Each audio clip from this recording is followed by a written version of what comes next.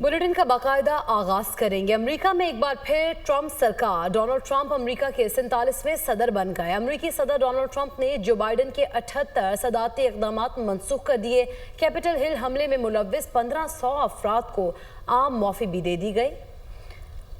America की Paris माहौलियाती मुआहदे से अलहदी का ऐलान भी कर दिया गया। सदर ट्रंप ने बाइडन का 2030 तक इलेक्ट्रिक कारों की फ़रोख्त का हदफ 50% करने का ऑर्डर भी मंसूख कर दिया। इजहार राय की आज़ादी और सेंसरशिप ख़त्म करने के एग्जीक्यूटिव ऑर्डर भी मंसूख कर दिए गए। डोनाल्ड ट्रंप ने मुनज़्ज़म जराइम में मुलव्विस गिरोहों को गैर मुल्की दहशतगर्द करार देने का ऐलान किया और कहा, दहशतगर्द ग्रुपों के खिलाफ अमरीकी फ़ौज इस्तेमाल करेंगे, दुश्मनों को शिकस्त देंगे।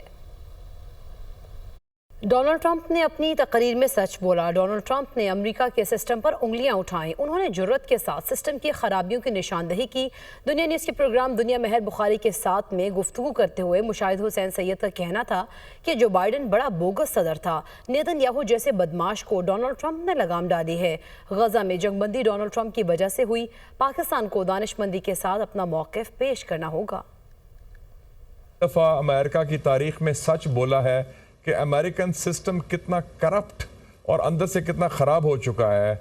उसने कहा है कि सारा ये करप्ट एस्टेब्लिशमेंट की वजह से सारा गंद हुआ है। और उसने ये भी कहा कि अमेरिका का जवाल आ रहा था, अब जवाल का ख़ात्मा हो जाएगा और मैं जंगें ख़त्म करूँगा, एंड ऑल वॉर्स। और ये भी कहा कि इस सिस्टम की वजह से उनके ख़िलाफ़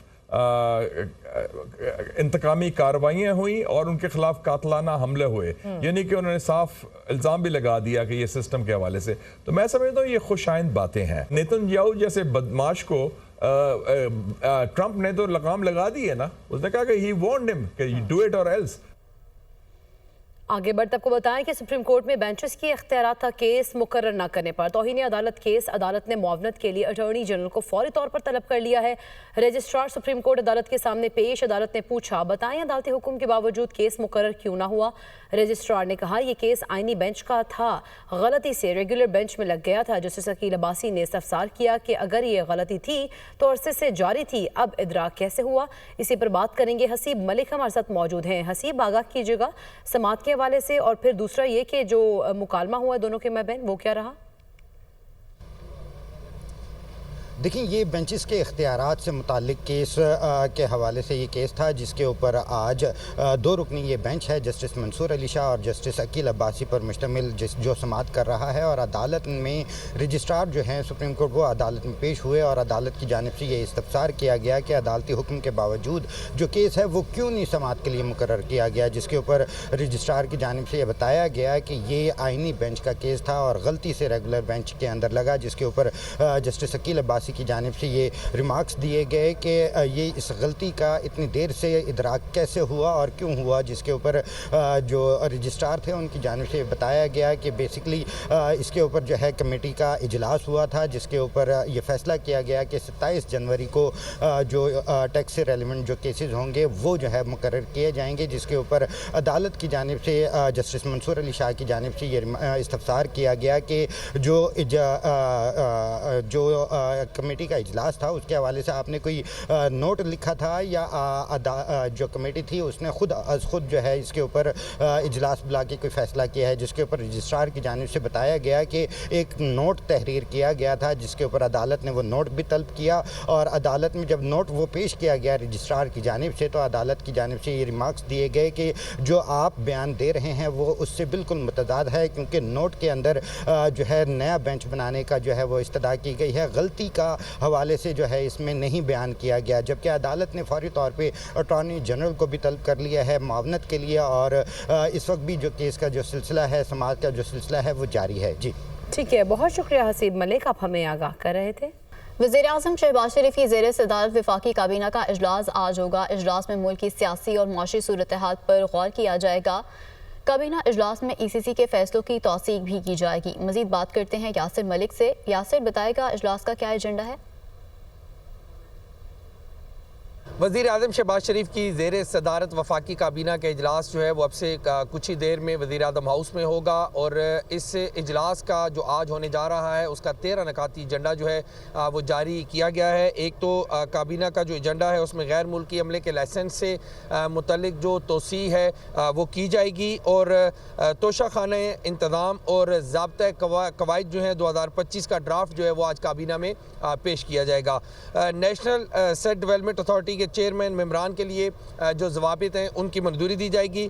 ڈاکٹر دریا خان مرحوم جو ہیں ان سے متعلق فیکٹ فائنڈنگ جو انکوائری رپورٹ ہے وہ آج وفاقی کابینہ کے اجلاس میں پیش کی جائے گی۔ سابق فوجی کے لیے پی ایم اسسٹنٹ پیکج کے تحت جو سروس ہے اس کے واجبات کی جو واجبات ہیں اس کی عدم فراہمی کا یہ معاملہ ہے، یہ بھی آج وفاقی کابینہ میں زیر غور آئے گا۔ وفاقی کابینہ کے اجلاس جو ہے وہ اب سے کچھ ہی دیر میں ہوگا۔ 13 نکاتی ایجنڈا جاری کیا گیا ہے جس میں ملکی سیاسی معاشی صورتحال پر تبادلہ خیال کیا جائے گا، اور وفاقی کابینہ جو ہے وہ ای سی سی کے جو فیصلے ہیں ان کی بھی توثیق کرے گی۔ جی ٹھیک ہے، بہت شکریہ یاسر۔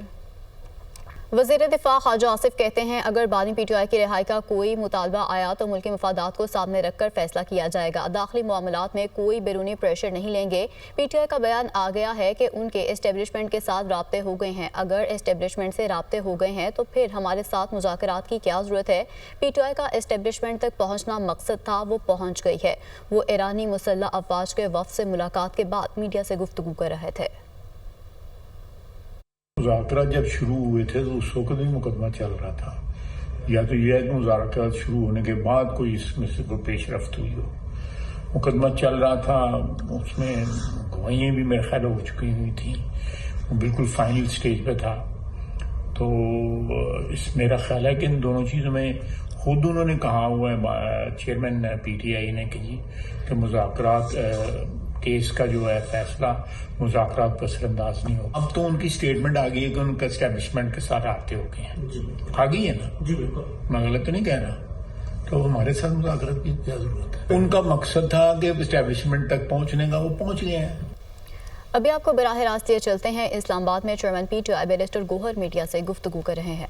ایشو کیا تھا جس میں الیکشن کمیشن نے کچھ آئینی قانونی سوال اٹھائے تھے، اس کا ہم نے جواب دے دیا تھا۔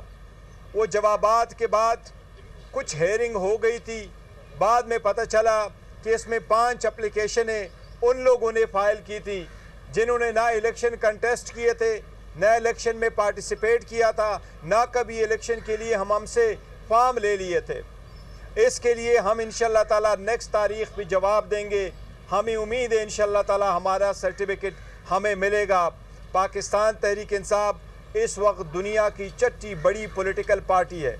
پاکستان میں پی ٹی آئی کی سب سے زیادہ اکثریت ہے، سارے لوگ خان صاحب کے ساتھ ہیں، خان صاحب ہی اس پارٹی کی نشان ہے، لیکن یہ سرٹیفکیٹ انشاءاللہ تعالیٰ آئین اور قانون کے مطابق ہمارا حق ہے، اور ہم رجوع کریں گے انشاءاللہ تعالیٰ۔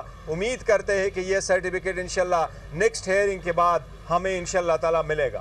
سر، جو آپ کے پاس ثبوت تھے جو اٹھا لیا گیا تھے روف حسن صاحب کو جب انہوں نے گرفتار کیا، تو وہ آپ ثبوت ڈھونڈ رہے تھے، وہ ثبوت آپ نے پیش کر دیکھیں، وہ ہم نے جو ڈاکومنٹیشن الیکشن کمیشن میں فائل کیے تھے، ہم سے جو ریڈ ہو گیا تھا آفس پہ، سینٹرل آفس پہ، تو ایف آئی اے سارا سامان لے کے گئی، وہ سامان ہمیں نہیں ملا، وہ ڈاکومنٹس نہیں ملے، وہ فائلز ہمیں نہیں ملے۔ پھر ہم نے کورٹ میں ایک درخواست بھی فائل کی، الیکشن کمیشن کے پاس پہلے آئے، الیکشن کمیشن نے کہا آپ کورٹ سے رجوع کر لیں۔ ہم نے عدالت میں اپلیکیشن فائل کی، وہ اپلیکیشن ابھی تک پینڈنگ ہے، اور وہ ڈاکومنٹس ہمارے پاس ابھی تک نہیں آئے، اس لیے اس کے پیش نظر ہم نے کئی مرتبہ درخواست دی ہے کہ ہمارا یہ کیس آپ ایڈجن کریں تاکہ ہمیں ڈاکومنٹیشن ملے۔ ہمیں امید انشاءاللہ وہ ڈاکومنٹس مل جائیں گے۔ صاحب یہ بتائیے گا کہ آج سے 5 دن کے بعد 26 کو چیف الیکشن کمشنر ممبر جو سندھ بلوچستان ان کی مدت ختم ہو رہی ہے، پاکستان تحریک انصاف نے ابھی تک کوئی نام فائنل کیے کہ وہ دیکھیں، بالکل آئینی طریقہ کار ہے کہ ممبران صاحبان کے لیے اور چیف الیکشن کمشنر کے بھی لیے آئین کا وہی طریقہ کار ہے۔ آرٹیکل 213(2)B میں یہی لکھا ہے کہ پارلیمنٹری کمیٹی بنے گی، اور پارلیمنٹری کمیٹی کے سامنے نام جائیں گے اور وہ اس کا چیف الیکشن کمشنر اپوائنٹ کریں گے۔ اسی طرح ممبر کے لیے بھی لکھا ہوا آرٹیکل 218(2)B میں لکھا ہے کہ وہی طریقہ ممبرز کے لیے بھی ہوگا۔ ہمارے طرف سے عمر ایوب خان صاحب نے اسپیکر کو لیٹر لکھا ہے، اسی طرح شبلی فراز صاحب نے بھی سینٹ میں وہ بھی چیئرمین کو لکھا ہے کہ پارلیمنٹری کمیٹی کی آپ بنا لیں تاکہ یہ پروسیس کمپلیٹ ہو. یہ اس سے پہلے شروع ہونا چاہیے تھا، لیکن ان اینی کیس انشاءاللہ تعالیٰ پارلیمنٹری کمیٹی بنے گی، اس میں 50% ٹریجری سے ہوں گے اور 50% اپوزیشن ہے. ہمیں امید ہے انشاءاللہ کہ یہ پروسیس ہم جلد کمپلیٹ کریں گے. آپ نے لیٹر بہت دیر سے نہیں لکھے، یہ خط آپ کو 2 ماہ پہلے لکھ دینے چاہیے تھے، کیونکہ آپ کو پتہ تھا چیف الیکشن کمیشنر کی مدت ملازمت ختم ہو رہی ہے. اب اس میں اتنا زیادہ ٹائم لگے گا اور چیف صاحب کو مزید ٹائم مل جائے گا. اور نہیں دیکھو، وہ تعیین میں ترمیم کرائی گئی ہے، وہ ترمیم جو 26ویں ترمیم ہوئی اس میں یہی کیا کہ جو ممبر اور جو چیف الیکشن کمشنر ریٹائر ہو جائے تو وہ کنٹینیو کرے گا اس وقت تک جب تک اس کا سکسیسر نہیں آتا. یہ تو اس تعیین کا حصہ ہے، لیکن ہم نے لیٹر پہلے بھی لکھنا تھا، لیکن روٹین میں یہی ہوتا ہے کہ وزیر اعظم پہل کرتا ہے. وہ جب آپ کو لکھتا ہے تو وزیر اعظم اور leader of the opposition consensus سے پارلیمنٹری پارٹی میں 3 نام بھیجتے ہیں. اگر ان کا کنسنسس نہ ہو سکے تو پھر ہر ایک نے اپنے اپنے 3 نام بھیجنے. چونکہ ہمارا ابھی تک لیٹر لکھا نہیں گیا، کنسنسس کی کوئی امید شاید نہیں ہے، اس لیے ہم چاہ رہے تھے کہ کمیٹی بن جائے، ہم اس میں اپنے نام دے دیں. اچھا بیرسٹر صاحب، یہ بتائیے گا جو سپریم کورٹ میں اس وقت ایک ہلچل ہے اور اس میں یہ نظر آ رہا ہے کہ دوبارہ جو ججز کے درمیان ایک دڑا بندی بھی ہے، اور یہ بھی نظر آ رہا ہے کہ جو 26ویں آئینی ترمیم ہے اس کو بھی رول بیک کرنے کی کوشش کی جا رہی ہے. تو اس پہ پاکستان دیکھیں 26ویں ترمیم جو ہے وہ تو چیلنج ہو چکی ہے، سپریم کورٹ میں پٹیشنیں پینڈنگ ہے. اس میں لاسٹ جب جوڈیشل کمیشن کی ہیئرنگ تھی، اس جوڈیشل کمیشن کی ہیئرنگ پہ بھی جج صاحبان نے بھی پوائنٹ آؤٹ اٹھا لیا تھا کہ پہلے سے کہ ہم ججز کو اپوائنٹ کریں اور جوڈیشل کمیشن کی پروسیڈنگ سر بہتر ہے کہ پہلے 26ویں آئینی ترمیم کا فیصلہ ہو. اس پہ سپریم کورٹ نے یہ عندیہ دیا تھا کہ اس کے لیے بینچ بنے گا، اور وہ جیسا بھی بینچ بنتا ہے مناسب یہی ہے کہ سب سے پہلے ان کیسز کا فیصلہ ہو.